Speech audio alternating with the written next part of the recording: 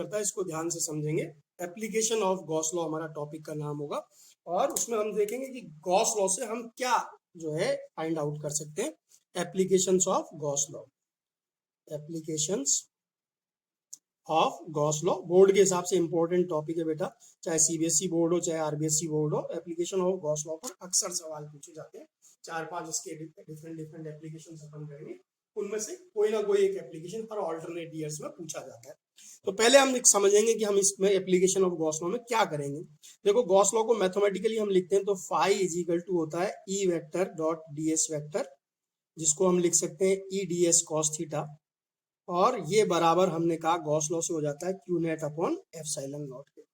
तो अगर हमें कहीं पर नेट चार्ज पता है और वहां अगर हम E D S cos theta integration को सॉल्व कर सके, मतलब ई हमको यूनिफॉर्म मिल जाए और ई और डी एस के बीच में जो एंगल थीटा है वो हमें पता हो, तो हम क्या कर सकते हैं, ई की वैल्यू फाइंड आउट कर सकते हैं। तो Gauss law can be use, Gauss law देखो जो मैं कह रहा हूं उसको लिख भी रहा हूं, Gauss law can be use to find out electrical field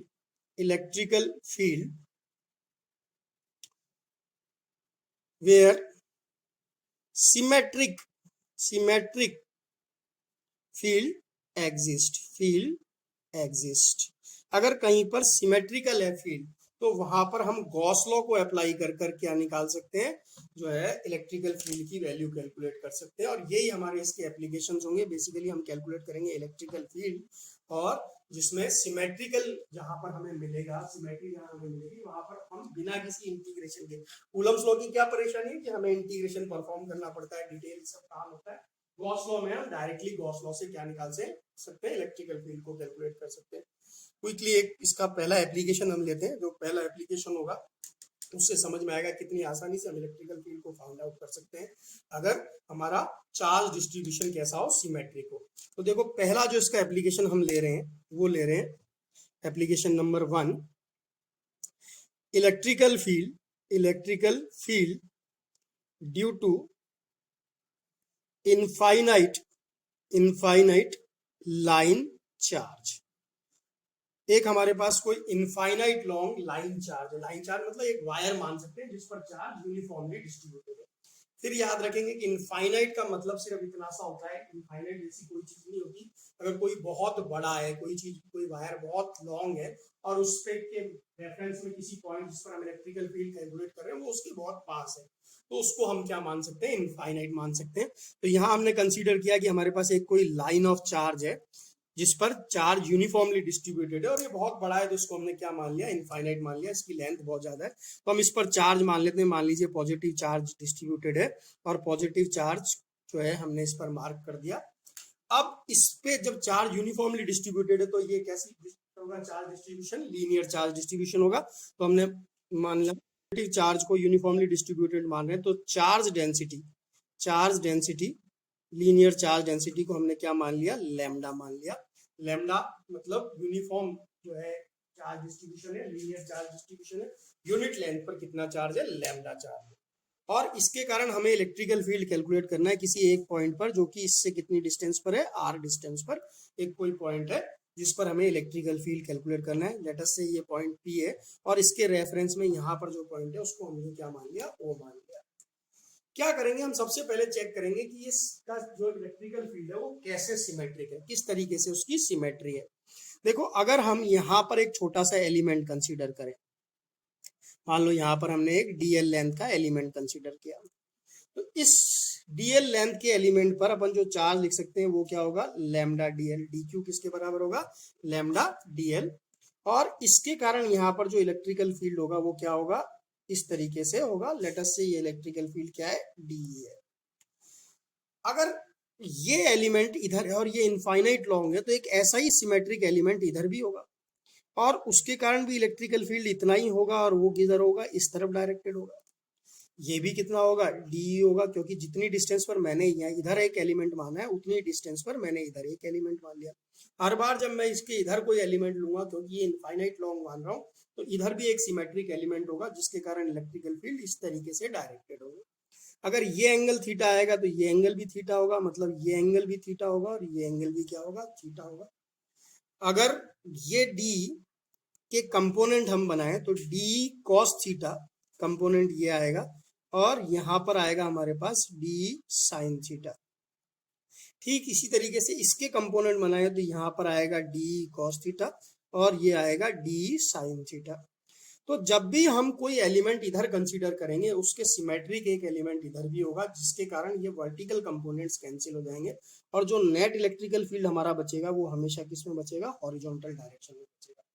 तो हम कह सकते हैं कि इलेक्ट्रिकल फील्ड, इस सिमेट्री से हम समझ सकते हैं कि electrical field due to line charge is radially symmetric. कैसे सिमेट्रिक है? रेडियल सिमेट्रिक है। मतलब इसका अगर इलेक्ट्रिकल फील्ड आप देखोगे तो हमेशा लाइन चार्ज के कारण जो इलेक्ट्रिकल फील्ड होगा वो हमेशा कैसे होगा, उससे इस तरीके से जा रहा होगा, रेडियली सिमेट्रिक होगा। अगर आप उसको टॉप व्यू देखोगे तो ऐसा आपको दिखाई देगा, ये इलेक्ट्रिकल फील्ड का डिस्ट्रीब्यूशन होगा। तो क्योंकि रेडियली सिमेट्रिक है तो किसी भी पॉइंट पर इलेक्ट्रिकल फील्ड हमेशा क्या होगा, जो है इस तरीके से रेडियली बाहर निकल रहा होगा।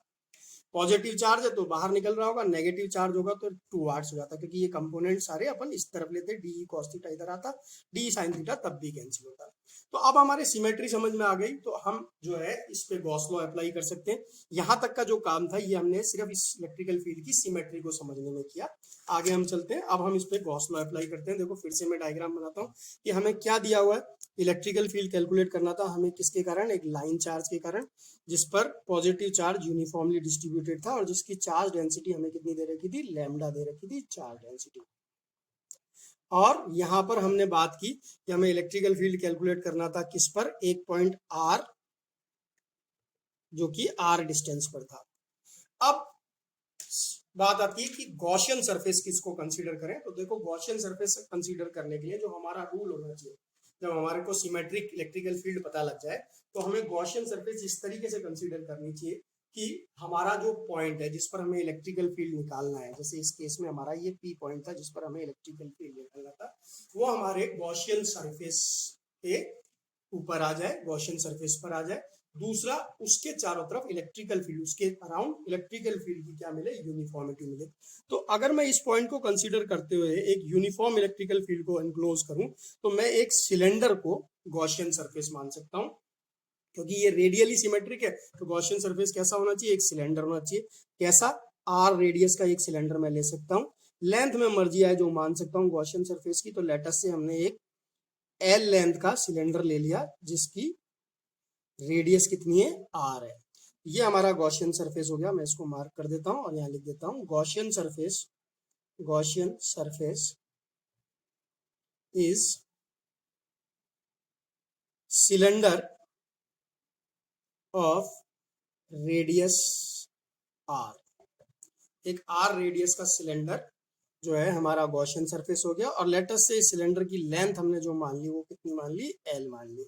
Length of cylinder is L. अब जो हमारा तरीका होगा, सबसे पहले हम क्या करेंगे कि इसके अंदर कितना चार्ज आया, जो हमारी गॉसियन सरफेस है उसके अंदर कितना चार्ज आया इसको कंसीडर करेंगे। तो देखो ध्यान से, ये जो एल लेंथ है इस लाइन चार्ज की, ये इस सिलेंडर के अंदर आ गई, गॉसियन सरफेस के अंदर आ गई। तो charge inside the Gaussian surface अगर हम लिखें तो charge inside the Gaussian surface D Q को हम क्या लिख सकते हैं, यूनिट लेंथ पर लैम्डा चार्ज है तो एल लेंथ पर कितना चार्ज होगा, लैम्डा इंटू एल। तो हमारा जो charge inside the Gaussian surface हो गया वो लैम्डा एल हो गया। और जब हमें charge inside the Gaussian surface पता लग गया तो हम फ्लक्स लिख सकते हैं गॉस लॉ से। तो फ्लक्स बाय गॉस लॉ कितना हो जाएगा, flux by Gauss law phi will be equal to net charge यानी lambda L divided by epsilon naught. ये हमारी फर्स्ट इक्वेशन होगी। हमने फ्लक्स को कैलकुलेट किया किससे, गॉस लॉ से। अब इसी फ्लक्स को हम कैलकुलेट करेंगे फ्लक्स की डेफिनेशन से। फ्लक्स की डेफिनेशन मतलब हम सरफेस इंटीग्रल परफॉर्म करेंगे किसके ऊपर, हमारी जो ये क्लोज सरफेस है इसके ऊपर। और हम लिखेंगे by the definition of flux, by the definition of flux phi will be equal to E vector dot V ds vector यानी E ds cos theta।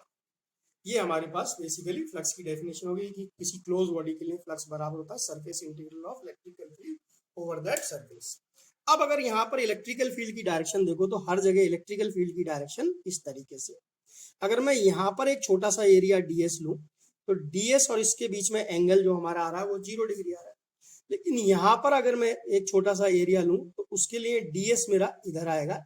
Area vector आप हमेशा जानते हैं कि परपेंडिकुलर होता है किसके, जो एरिया हमने कंसीडर किया उसके, और इलेक्ट्रिकल फील्ड हमारा ऐसे होगा। अगर यहाँ पर हम लें तो ds वेक्टर हमारा ऐसे जाएगा और इलेक्ट्रिकल फील्ड ऐसे होगा। तो हम तीन जगह हमें अलग अलग तरीके की फ्लैट सरफेसेस पे हमें ये सिचुएशन देखने को मिल रही है और कर्व्ड सरफेस पे हमें ये सिचुएशन देखने को मिल रही है। तो हम तीन तरीके के एरिया कंसीडर करेंगे 1, 2 एंड 3। तो इस इंटीग्रेशन को हम तीन पार्ट में तोड़ सकते हैं। हम लिख सकते हैं total integration 5 will be equal to surface integral of area 1 EDS cos theta plus surface integral on area 2 EDS cos theta और surface integral on area number 3 EDS cos theta. कौन कौन से हैं? 1 हमारा फ्लैट सरफेस है, 2 हमारा जो है कर्व्ड सरफेस है और 3 हमारा फिर से फ्लैट सरफेस है। सिलेंडर को हम तीन तरीके के सरफेस से बना हुआ मान सकते हैं, 2 फ्लैट सरफेस और एक कर्व्ड सरफेस। अब दोनों फ्लैट सरफेसेस के लिए 1 और 3 के लिए थीटा, इन दोनों के बीच में जो एंगल था वो कितना मिल रहा है हमको 90 डिग्री, जबकि इसके लिए थीटा कितना मिल रहा है 0 डिग्री। तो हम क्या लिख सकते हैं, for flat surfaces 1 and 3 theta is equal to 90 degree. और cos 90 अगर आप रखोगे तो cos 90 रखते ही ये दोनों क्या हो जाएंगे 0। So flux from these is equal to 0। और सिमिलरली हमने लिखा फॉर कर्व्ड सरफेस, अगर हम कर्व्ड सरफेस की बात करें, for curved surface theta is equal to कितना मिल रहा है 0 डिग्री। ये थीटा हमें यहाँ इसके लिए थर्ड के लिए क्या मिलेगा 0 डिग्री और cos 0 की वैल्यू क्या हो जाएगी 1। और अगर आप देखो कर्व्ड सरफेस पे, क्योंकि ये रेडियली सिमेट्रिक है तो हर पॉइंट इस कर्व्ड सरफेस पे हर पॉइंट जो है वो वायर से r डिस्टेंस पे है। जो हमारा वायर है उससे कितने पे है r डिस्टेंस पे। तो कर्व्ड सरफेस पे थीटा 0 है और e कैसा मिला हमें यूनिफॉर्म मिला, क्योंकि हर पॉइंट सेम डिस्टेंस पर है तो e क्या होगा यूनिफॉर्म होगा। तो जो हमारा टोटल इंटीग्रेशन रह गया वो रह गया सिर्फ किसके लिए, कर्व्ड सरफेस 2 के लिए, और इसमें भी हो गया EDS cos 0 डिग्री। ई यूनिफॉर्म है, ये 0 डिग्री है, ई को बाहर निकाल लिया तो हमारे पास जो इंटीग्रेशन बचा वो सिर्फ क्या बचा ई डॉट ds और ई बाहर आ गया। अब ds की मतलब कर्व्ड सरफेस का टोटल एरिया, अगर सरफेस इंटीग्रल परफॉर्म करोगे तो कर्व्ड सरफेस का टोटल एरिया आ जाएगा। क्या होगा कर्व्ड सरफेस का टोटल एरिया, ये r हमारे पास इसकी रेडियस है और l लेंथ है। तो सिलेंडर का कर्व्ड सरफेस का एरिया जो होता है वो होता है 2 पाई RL। तो यहाँ हमारे पास हो गया e और इस इंटीग्रेशन का सॉल्यूशन हमारे पास आ गया कितना 2 पाई RL। तो ये हमारी सेकंड इक्वेशन होगी।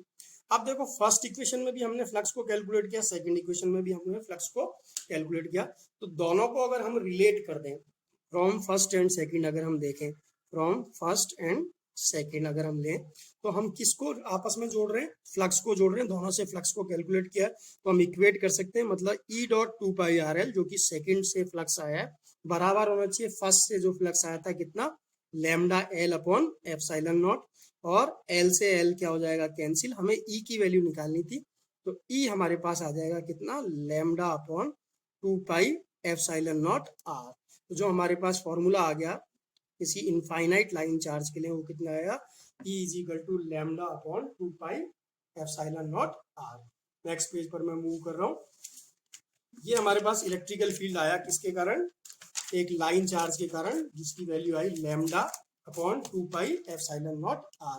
जो डायरेक्शन की अगर हम बात करेंगे तो डायरेक्शन कैसी आई ये भी हम देखते हैं। ये हमारा लाइन चार्ज था, पॉजिटिव चार्ज हमने लिया था इसको, ये हमारा पॉइंट था R। इस पे इलेक्ट्रिकल फील्ड हमेशा डायरेक्टेड होगा पॉजिटिव चार्ज के लिए away from the line charge, और अगर नेगेटिव होता तो ये क्या होता टुवर्ड्स होता। E की जो वैल्यू हम लिखेंगे E इज इक्वल टू आया lambda upon 2 pi epsilon naught R। देखो इसको एक और तरीके से लिख सकते हैं, अगर मैं इसमें 2 का ऊपर नीचे मल्टीप्लाई कर दूं तो ऊपर हो गया मेरे पास 2 और नीचे हो गया 4 पाई epsilon not, 1 upon 4 pi epsilon not को K लिख सकते हैं। तो इसको मैं 2K लैम्डा अपॉन R भी लिख सकता हूँ। तो हमारे पास इलेक्ट्रिकल फील्ड हुआ E is equal to 2k lambda upon r। Direction क्या हुआ, डायरेक्शन फॉर पॉजिटिव चार्ज हमेशा क्या हुई, direction away, and for negative charge towards. और कैसा आएगा, रेडियल आएगा, हमेशा कैसा आएगा, रेडियल आएगा। तो लाइन चार्ज के कारण इलेक्ट्रिकल फील्ड हमने कैलकुलेट किया गॉस लॉ से। अगर इसी चीज को हम कूलम्स लॉ से करते हैं तो हमें बेसिकली क्या करना पड़ता है, डी कॉस थीटा का इंटीग्रेशन करना पड़ता, और उस इंटीग्रेशन करके भी हम निकाल सकते थे, लेकिन वो थोड़ा सा मुश्किल होता। एक बार क्विकली हम इसका ग्राफ भी बनाएंगे। देखो, graph of variation of electrical field with R. तो ये पॉइंट है, इससे डिस्टेंस के साथ कैसे वेरी कर रहा है। जो हमारा रिलेशन आया वो आया E is equal to 2k lambda upon r। Two constant, k constant, lambda charge density wire पर कांस्टेंट, तो हम लिख सकते हैं E प्रोपोर्शनल है किसके, 1/r के।